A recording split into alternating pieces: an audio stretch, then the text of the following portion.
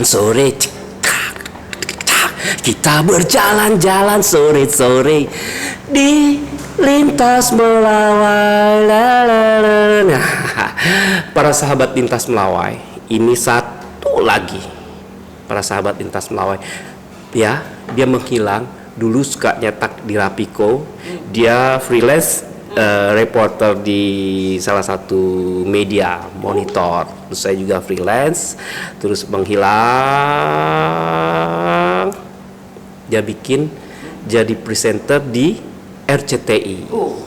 Nah, mungkin para sahabat lintas melawai ini anak-anak sekarang ini belum tahu, siapa sih ini dia? Apa sih ini lintas melawai mulai apa lagi sih ini?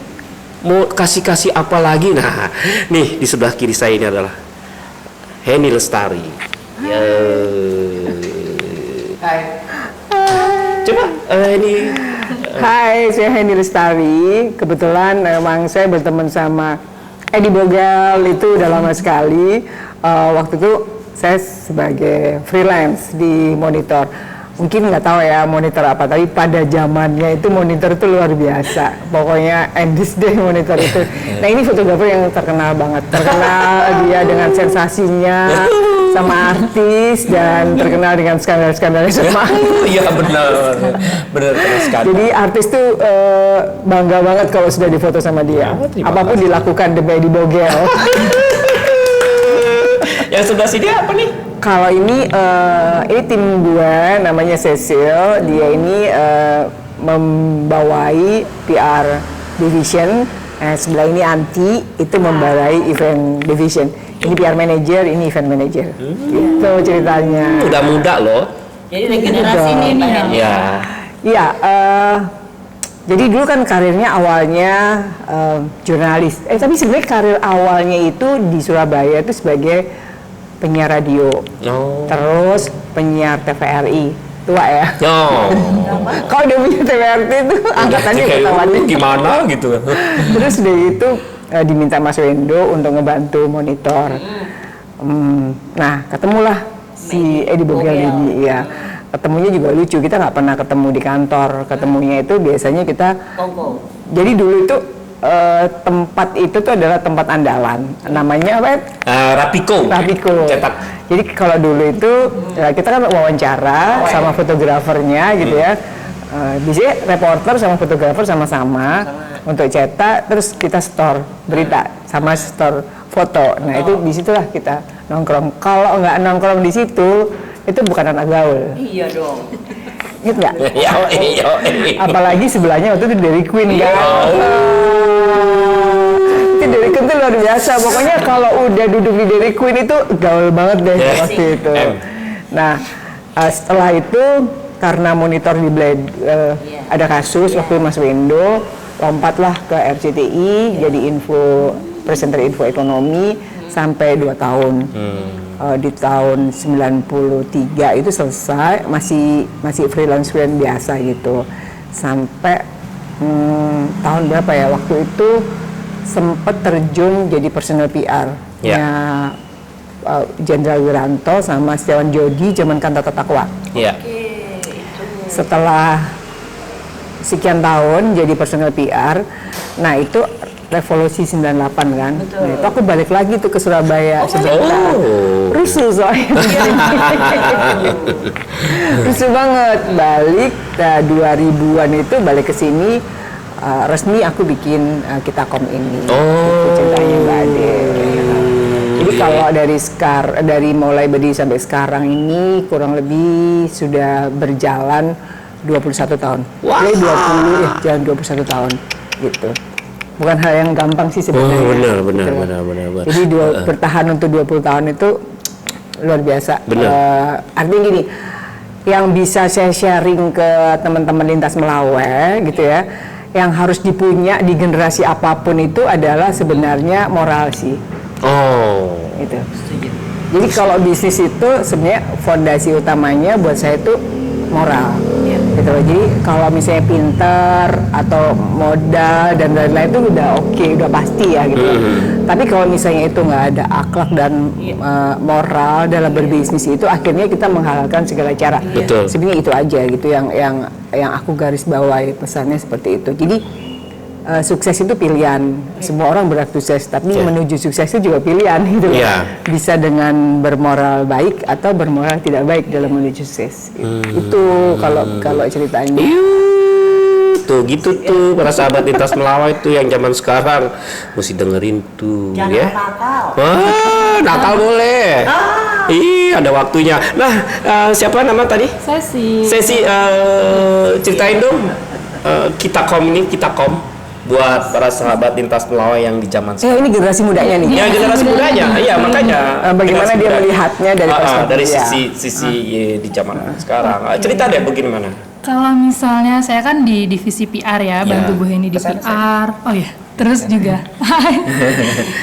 sebagai konsultan itu yang saya garis bawahi dari pertama kali ketemu dengan Bu Heni sampai sekarang jadi seorang konsultan PR itu harus pakai rasa. Dimana karena kita konsultan, kita membantu klien-klien kita, kita juga menghubungkan kepentingan mereka dengan kepentingan target audiens, media, komunitas, dan yang lain sebagainya. Yang utama itu adalah kita harus pakai rasa, rasa empati, rasa ingin membantu, gimana supaya klien-klien dan siapapun lah yang berhubungan dengan kita itu merasa nyaman, dan juga bukan hanya soal kepentingan kedua belah pihak, tapi pertemanan yang digaungkan. Betul. Dan itu yang ngena banget kan. Biasanya kita kalau misalnya kerja ya udah ya kita kerja aja, yang penting deliverables-nya terlaksana, terus juga scope of work-nya juga tidak mengecewakan. Tapi kalau di sini tuh selalu diajarkan pakai rasa. Feel. Kayak saya ini juga berempat dulu adalah berteman itu pakai rasa. Rasa donat sama rasa Burger King kayak gimana gitu. Rasa coklat. Iya. Jadi sampai sekarang ya udah rasa nggak tahu nggak apa-apa. Terus sudah menikah atau belum? Belum bisa pacar. Bagaimana rasanya PR sendiri atau yang sudah punya suami bagaimana? Masih jomblo. Katanya kalau misalnya belum punya pacar masa mempromosikan diri sendiri nggak bisa. Jangan, nggak boleh. Gitu ya. Jangan. Masih jangan. Punya sih. Cuma masih to be discussed untuk diresmikan. Jangan. Kalau jangan masih dicari rasanya. Pacar atau punya suami ngeberatin jangan. Capek. Bahaya tuh. Nikung. Capek ya. Tapi pacaran itu kan dan pernikahan kan salah satu melatih rasa. Iya. Rasa nggak enak buang kan. Jangan diikutin. Ya. Tapi nyaman ya di Kitabkom ini di generasi sekarang nyaman ya. Ya. Kerja itu adalah belajar kalau filsafat hidup saya. Kerja itu banget. Belajar, ternyata nggak lama udah mau habis bulan. Tahu udah tanggal 25. Iya, bosmu yang pusing aja. Gitu. Udah mau lebaran lagi nih bonus. Aduh, mau tahun baru lagi anak mau liburan gitu kan, Natalan apa ya? Iya kan? Gel, karena ini kantornya pakai feel, pakai moral, nggak gitu. Jadi justru bayar aja moral jadi kan. Limpahnya banyak, kucingnya banyak. Oh benar. Oh iya. Piara kucing. Saya percaya sama ibu ini. Hampir seminggu 2 kali ya, seminggu 3 kali itu saya belinya makanan kucing mulu. Tapi rezeki ada aja mah. Iya sih. Rasa itu yang kita rasa itu adalah sebenarnya rasa empati. Jadi filosofinya Kitabkom itu sebenarnya ngambil dari lebah. Kalau dari Al-Quran itu kan anal ya. Be a bee. Lebah itu kalau terbang kemana-mana ngambil madu, pernah nggak kita ngelihat bunganya menjadi rusak? Nggak pernah. Jadi sebenarnya hidup tuh kayak gitu. Kita bisa terbang dimanapun, kita bisa berada dimanapun, dan sebenarnya kita bisa mendapat keuntungan dimanapun sepanjang kita tidak merusak di mana tempat kita berada. Jadi kalau saya bilang ke mereka, pergi ke klien itu adalah sesuatu rezeki yang harus dijemput. Betul. Tetapi tolong jangan merusak di klien itu dengan hal apapun. Misalnya nama baik, servis, empati dan lain-lain. Jadi sama klien itu hubungannya itu bukan levelnya hanya level tertentu. Kebenaran karena kita konsultan untuk public relation di capital market. Setelah kita selalu sama owner gitu ya. Levelnya level BOD gitu, minimal di level SVP. Tapi kita tuh sampai kita mencoba, dan saya mencoba untuk melatih yang harusnya tidak boleh hilang nantinya dalam generasi ini, itu adalah rasa empati itu. Betul. Jadi bagaimana kita itu membangun empati itu pada siapapun. Artinya gini, jenjang itu hanya ada di struktur organisasi. Betul. Tetapi dalam kehidupan sehari-hari jenjang itu tidak kita berlakukan. Kita bisa semeja sama supir, kita bisa satu kamar sama tim yang lain gitu. Jadi jenjang itu adanya di struktur organisasi dan di eksekusi pekerjaan. Betul. Tapi kalau misalnya rasa sebagai manusia itu udah nggak ada, udah hilang. Karena buat saya itu leadership itu adalah pelayan sih menurut saya. Betul. Yang nggak dipunya banyak orang sekarang itu adalah rasa itu, rasa melayani sebenarnya. Helpful. Iya. Jadi saya itu mungkin mereka juga sering itu bagaimana menyiapkan mereka makan. Kalau di yang sekarang ini kan orang disiapin atau apa. Kadang-kadang itu apa ya? Itu bergerak secara otomatis gitu loh. Betul. Jadi nyiapin mereka, mencoba untuk merhatiin atau bikin masakan kecil buat mereka, itu sebenarnya bentuk leadership. Karena leadership itu di mana-mana itu sebenarnya melayani sih. Betul. Bukan untuk dilayani loh sebenarnya. Gitu loh. Tapi ada kesalahkaprahan ya sekarang ini di beberapa instansi atau dimanapun itu akhirnya mereka dibentuk untuk dilayani. Wakil DPR kita itu sebetulnya kan melayani, sekarang tuh dilayani. Jadi ada kesalahkaprahan di situ gitu loh. Makanya kalau saya lihat pimpinan negara melayani itu buat saya sih nggak salah sih ya. Bukan pencitraan atau menurut saya itu biasanya bentuknya dari naluri sih sebenarnya. Kayak gitu. Itu yang dibangun. Jadi dari rasa itulah kita mencoba untuk berbagi sekecil apapun, misalnya dari lingkungan yang ada di sini gitu. Bagaimana kita ikut membantu misalnya abang-abang bakso atau pie ayam yang di sini gitu ya, untuk punya alat jual yang representatif kayak gitu. Bikinin gerobak Mbak Hen. Bikin gerobak gitu. Jadi maksudnya gini, jangan nunggu untuk berbuat yang besar gitu loh. Maksudnya kalau misalnya bisa yang kecil, setiap hari berbuatlah yang kecil. Itu prinsipnya kayak gitu. Jadi mengisi kebaikan itu harus diasah setiap hari. Betul. Gitu. Betul. Jadi kalau misalnya nggak berbuat sehari itu ada yang kurang sebenarnya. Gitu. Mbak Hen, di kantor kita ini ada event-event apa aja tuh? Nah, ini Mbak ini nih. Anti nih. Mbak Anti nih. Ini Mbak Anti, ayo pegang. Ayo sayang. Ini juga generasi muda. Iya, ini generasi buat muda. sahabat lintas melawan ini generasi Sudah muda. dipersiapkan. Mudah banget, mudah banget. Boleh Mbak Anti terangkan kepada para sahabat lintas melawai event apa aja sih yang mungkin yang sudah dilalui atau yang belum, yang akan datang di tahun 2021. Oke. Sebelumnya aku boleh menyapa dulu ya. Oh. Halo, sahabat lintas melawai. Oke, kalau ditanya event, jadi memang banyak banget event-event yang udah kita kerjain. Seperti tadi yang Bu Heni sempat bilang di awal bahwa kita ini udah mau jalan 21 tahun. Wow. Remaja udah lewat, menjelang dewasa. Iya. Jadi segala macam event sebetulnya udah banyak yang kita kerjain. Sampai nangis. Banyak suka dukanya. Sampai kita selalu bilang gini, kita komunis sebetulnya palu gada. Apa lo mau gue ada. Ngomongin event, kalau Roro Jonggrang itu udah makanan sehari-hari. Oh ya Allah. Bu Heni dapat telepon, Mbak kita mau bikin launching, kapan? Lusa. Karena itu rezeki kan gak boleh ditolak. Langsung yuk kita kerjain. Ajar. Dan kita nggak pernah menjadikan itu beban. Karena ibu selalu ngajarin kita, seperti yang tadi Ibu dan Cecil bilang, bahwa kita bekerja harus pakai hati. Betul. Apapun yang dikerjakan pakai hati, pasti hasilnya akan jauh lebih baik. Ya kan? Benar nggak? Nah, jadi mau waktunya mepet, mau pekerjaannya banyak banget, kita tuh bisa mungkin nggak merasakan itu sebagai beban. Karena kita mengerjakan pakai hati, pakai passion lah gitulah kalau anak zaman sekarang bilang passion bukan passion fruit. Iya. Gitu. Terus apa lagi?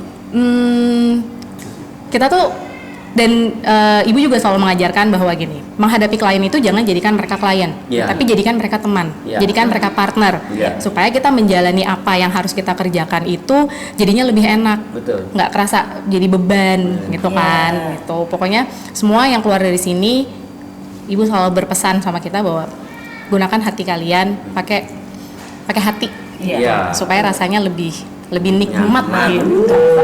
Kalau segala sesuatu nggak pakai hati gimana rasanya? Gitu. Wah, ini kayak tawon juga. Ya, Sampai apa Ini Bu, bersyukur ya. aku mau nanya. Kalau Ibu katanya banyak membantu dari daerah-daerah. Apa aja tuh?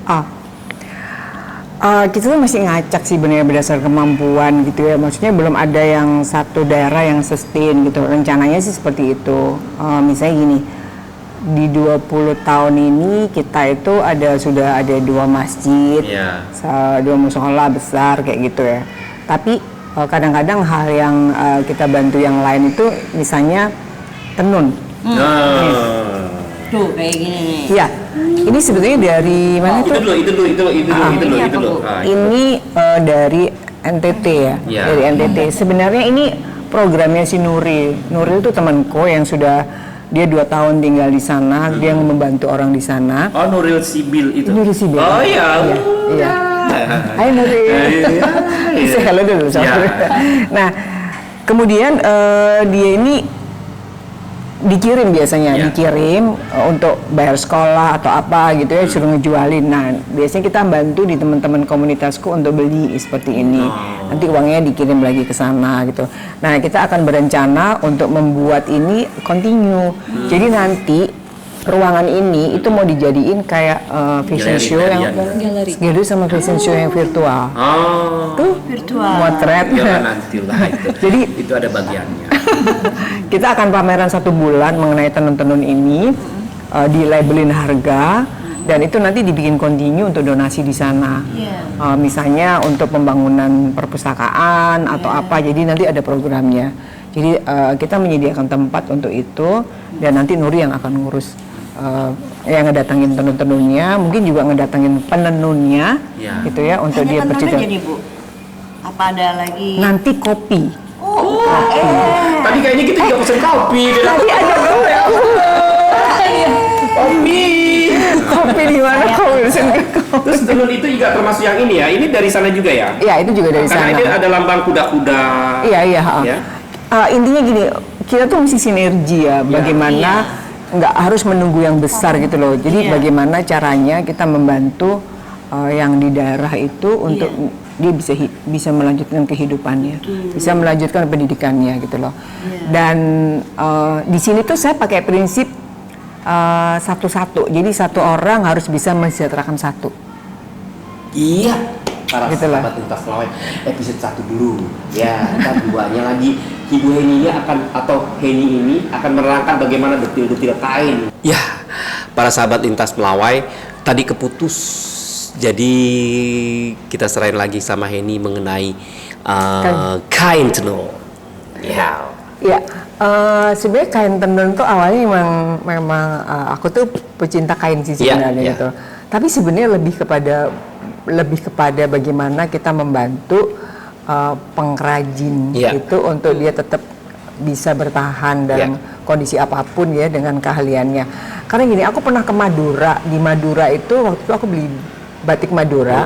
Ada 2 batik itu yang menurut mereka itu nggak bisa dibeli karena sudah tidak ada lagi Pembuatnya. pengrajinnya gitu loh. Nah ini itu masih ada pengrajinnya gitu loh. Jadi kebetulan si Nuril itu, kamu juga kenal Ya, kenal banget Nuril. Aku kagum sih sama dia, terus terang aja, hebat banget itu. Nuril nanti nonton ya YouTube-nya ya. Ya harus nonton Nuril. YouTube-nya Lintas Melawai nih, di Bongkel nih. Dia bertahan, dia tinggal di sana itu kalau nggak salah hampir 1 tahun lebih gitu. Terus kemudian dia bersahabat sama mereka. Dan mereka membantu untuk melestarikan si para penenun ini. Dia tuh hebat. Kemarin tuh ada yang nanya kalau misalnya ada satu pengusaha gitu ya menduplikasi ini menjadi printing gimana? Buat mereka itu nggak bisa. Tapi bayar franchise gitu. Oh nggak bisa. Ini karena ini nggak tahu siapa yang terima franchise-nya. Ini kan turun temurun. Betul. Jadi ini harus dilestarikan. Nah yang sedih itu kan sekarang tenun-tenun itu kan sudah diduplikasi, di print Aduh. kan. Itu yang menjadikan. Termasuk itu Christian Dior kemarin ya, bikin juga kan? Iya, tapi Endet dia Bali. masih pesen dari sana kan gitu. Dari, takutnya kalau misalnya itu diperbanyak, itu banyak tenun yang hilang. Nah, untuk mereka tetap bertahan hidup, kita harus punya niat untuk membantu. Nah, ini yang dijual ke sini itu aku minta teman-teman untuk rela untuk membeli karena ini kan benar-benar natural dari alam. UMKM tuh benar-benar harus dilestarikan. Ya, UMKM. Waduh, amin. Senang ya ada pejuang-pejuang UMKM. Ya, UMKM tuh harus disupport dengan baik ya, tanda petik ya, dengan baik. Harusnya nanti bisa sih ketemu ini. Coba kayaknya kemarin dikit biar mic-nya lebih dekat lagi saya. Nggak denger ya? Nggak sih. Nanti bisa sih ketemu ya. Nanti aku coba kenalin, namanya Perempuan Tangguh Indonesia. Itu gila. Dia tuh pejuang UMKM banget. Bahkan kemarin itu kita kebetulan aku ikut anggota di situ. Bahkan dia kemarin itu membantu bagaimana mengajari tuli itu untuk make up. Oh ya. Itu memang perlu kamu untuk kamu publikasi dan wawancara. Terus bagaimana membantu si tunarungu itu dia diajarin untuk masak, dia udah bisa masak, dia diajarin masak, terus kemudian packagingnya, dan akhirnya kita membantu dengan memesan makanan ke situ lewat kafe-kafe punya teman-teman kita segala macam. Itu luar biasa sih menurut aku. Jadi difabel mulai udah mulai ya. Itu namanya Perempuan Tangguh Indonesia, itu menarik banget. Di mana itu? Kebetulan base-nya di sini. Oh, di sini. Base-nya di sini. Boleh nanti kasih nomor. Tapi nanti adek. mungkin ketuanya atau penggagas yang di awal-awal itu ada banyak orang, tapi sebetulnya ada beberapa. Itu luar biasa program. Jadi sebenarnya UMKM itu sekarang kita berusaha untuk menghidupkan. Nah, kita itu mencoba untuk ambil peranan sekecil apapun terhadap UMKM itu. Karena menurut kita ekonomi ketika bergerak di level itu, itu perputaran ekonomi itu akan bisa menyehatkan. Kalau madu ini Sama, ini juga Nuri, ini dari Tambora, NTB. Tuh kan, yang membedakan kamu muda dan tua itu adalah ketika membaca. Iya. Gunung. Ya. Madu Tambora, Gunung Tambora. Ini juga membantu petani di sana. NTB. Oh, ini petani juga nih. Iya. Ini asli ya madu ya? Iya kalas. Bukan di madu ya? Bukan sirup. Itu beda lagi kalau di mana. Ya Allah. Setelah bercerita mengenai madu, mengenai kain dan sebagainya, kok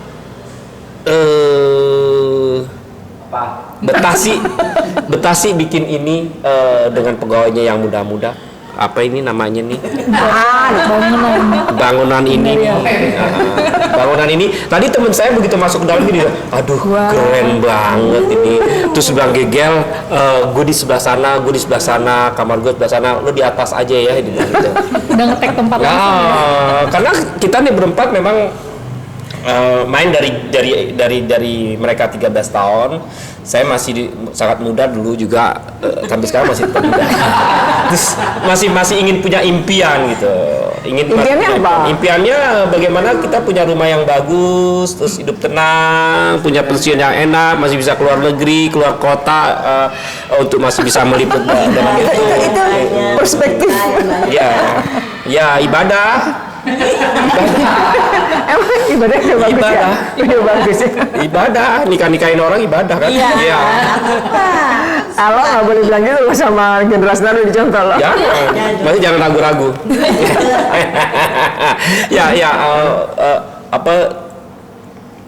Udah enak ya, udah maksudnya.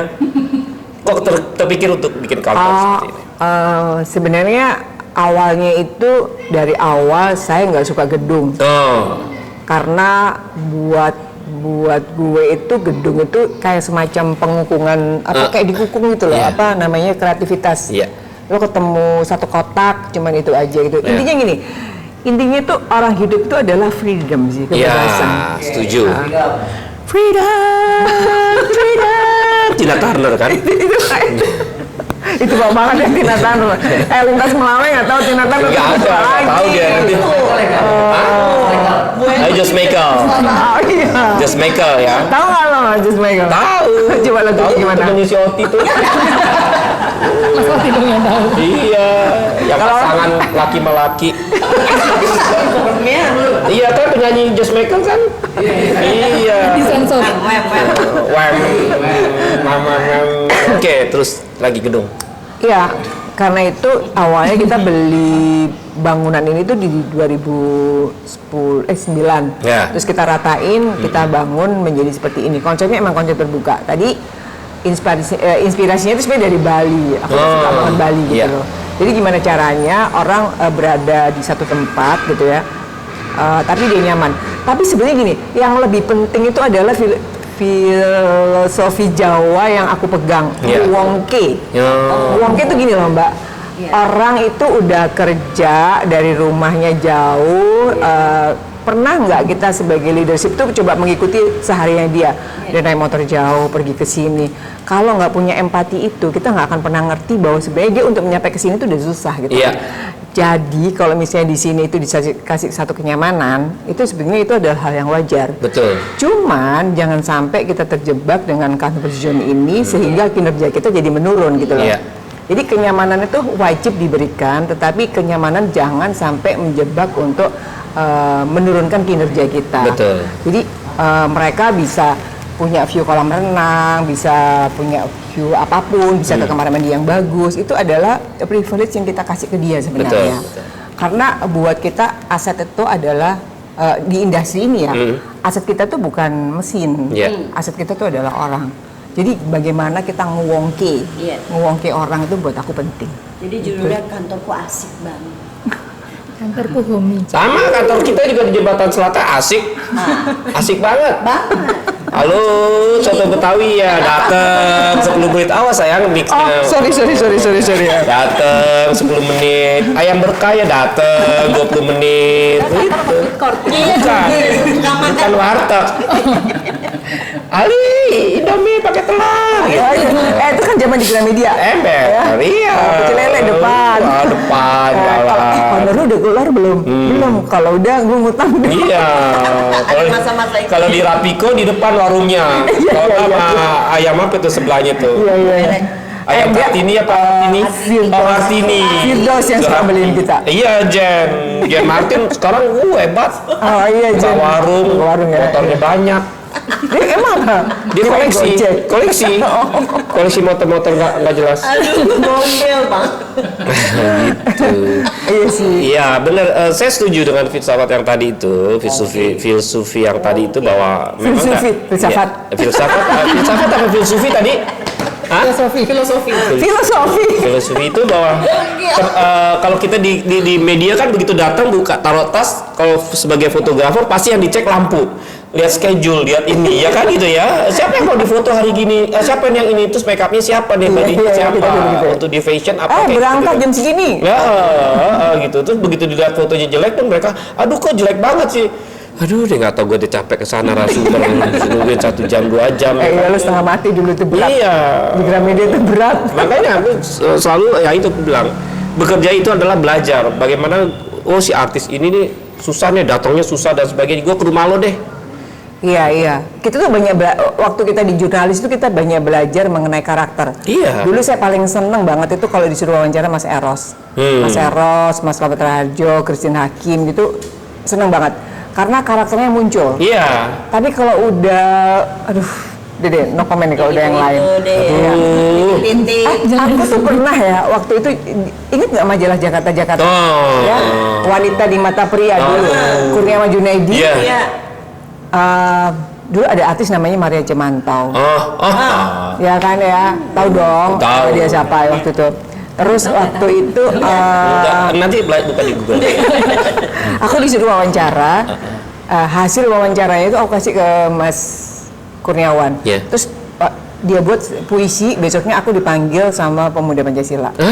Dibawa ke pokoknya ada puisinya yang menurut dia itu. Dan aku nggak ngerti waktu itu masih kecil. Waktu itu puisinya itu yang membuat mereka itu nggak harusnya ditampilin. Pokoknya nggak ngerti deh aku gitu-gitu, nggak ngerti dulu. dipanggil adalah petingginya gitu. Oh ternyata ya itulah. Oh, Titik itu. Jadi masa-masa seperti itu masa-masa belajar ya, sebenarnya. benar. Jadi sebenarnya banyak sekali pelajaran hidup yang dari Mas Wendo. Ya, Waktu Mas sangat. Wendo diserang secara politik, aku baru ngerti Ya. kok itu politik kan Ya. setelah sekarang. Kalau dulu nggak ngerti kenapa sih Mas Wendo kok sama FPI itu apa sih FPI ya? Belum ada itu, belum ada FPI, FPI belum ya, ada. tapi apa pokoknya soal agama. Iya. Karena Mas Wendo itu dulu bikin bikin Rating, kuis ya, ya. ratingnya Mas Wendo itu di atasnya Nabi Muhammad ya. Iya. Terus diserang ke Gramedia. Di mobil baknya Gramedia itu cuma ada aku, Mas Wendo, Christina Ermin, sama salah satu sekretaris untuk bisa keluar dari situ. Karena udah dikepung waktu itu, monitor udah dilemparin. Aku belajar hidup banget dari situ itu. Iya. Bagaimana tetap independen, bagaimana tidak tergantung. Karena banyak orang yang waktu itu benar-benar merasa kehilangan hidupnya gitu kan. Iya. Karena Mas Wendo akhirnya diciduk juga sebenarnya waktu itu. Tutup. Ya saat itu akhirnya nongol lah bintang Indonesia. Iya. Nah itu nanti ada segmennya Erwin Arnada tuh ya. Iya. Dan kawan-kawan. Oke, jangan kelamaan. Ntar bosen para sahabat lintas melawai ya. Kalau kelamaan bosen nanti channel kita nggak ada yang subscribe, nggak ada yang like, nggak ada yang itu. Oke, di lintas melawai. La la la la la la la la la. Oke, gimana kisnya? Buat para sahabat lintas melawai.